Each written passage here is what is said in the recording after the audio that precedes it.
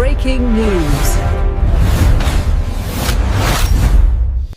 कुआपथर वर्षारे Papadahandi block रे मक्का फसल नष्ट।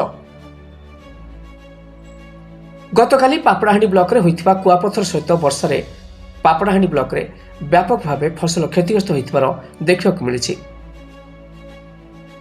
नदी तटरे शह शह हेक्टर जमी रे चाष कराइथिबा खरा मक्का फसल वर्तमान फूल बाहरिया समय कुआपथर माड़े गछ गुड़िक संपूर्ण रूपे छारखार हो जाइछि।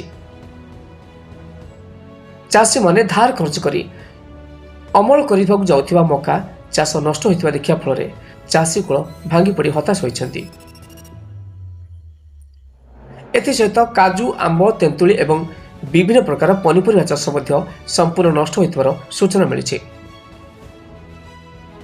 जिला प्रशासन तुरंत फसलर सठिक क्षयक्षति आकलन करी क्षतिग्रस्त चाषी को चिन्हट करी सेमानकु उचित आर्थिक सहायता प्रदान कले क्षतिग्रस्त चाषी एवं अंचलवासी तरफ दाबी उठी कि किपरि सेमाने उपकृत हो पारिबे।